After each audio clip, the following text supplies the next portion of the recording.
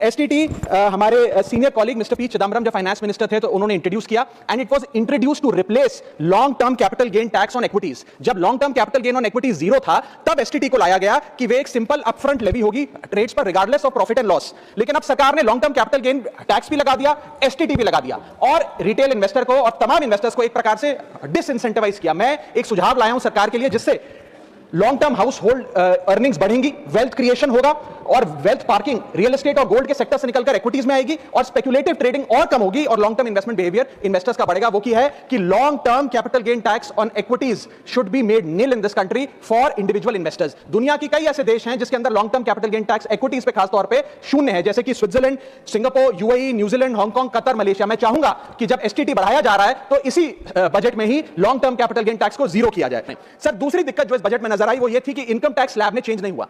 Sir, हर साल देश का आम आदमी जब वित्त मंत्री जी की बजट की स्पीच सुनता है तो वो इसलिए नहीं सुनता कि पीएलआई की क्या इन्वेस्टमेंट होगी, कौन सा कॉरिडोर बन रहा है। देश का आम आदमी सैलरीड क्लास इसलिए बजट की स्पीच सुनता है कि उसके अंदर स्लैब में कोई रिवीजन होगा, क्या हमारी स्टैंडर्ड डिडक्शन की जो हमें डिडक्शन मिलती है वो बढ़ेगी। लेकिन इस बार बजट में देश का आम आदमी और खास तौर पे देश का मिडिल क्लास डिसअपॉइंट हुआ। पहले ही there has been a stagnation in the salaries, inflation 6.8% पे खड़ा है, लेकिन उसके बावजूद हमने इस बार कोई स्लैब में या स्टैंडर्ड डिडक्शन में चेंज नहीं देखा। मैं आपके माध्यम से वित्त मंत्री जी को रिक्वेस्ट करना चाहूंगा कि आप इसी बजट में अनाउंसमेंट करें कि स्टैंडर्ड डिडक्शन जो 75,000 रुपए उसे बढ़ाकर सैलरीड क्लास के लिए 1.5 लाख रुपए किया जाए। Sir, third problem that was there with the budget is that there was no relief for the middle class. So after a very long time in India's history, the personal income tax collection was more than the corporate income tax collection. यानी कि individuals ने जो income tax भरा वो लगभग 11 लाख करोड़ के आसपास भरा और कंपनियों ने, कॉर्पोरेट ने जो इनकम टैक्स भरा वो लगभग 9.8 लाख करोड़। यानी कि मैक्सिमम टैक्स आपको इंडिविजुअल्स के इनकम टैक्स से मिल रहा है, आप मिडिल क्लास को टैक्स भर रहा है। आज वो दौर आ गया है कि हम मिडिल क्लास को अपलिफ्ट करें, मिडिल क्लास को पैम्पर करें, नहीं तो मिडिल क्लास एक सैंडविच की तरह रिच क्लास और पुअर क्लास में दबता चला जा रहा है। सर, राइजिंग कॉस्ट प्रेशर्स के चलते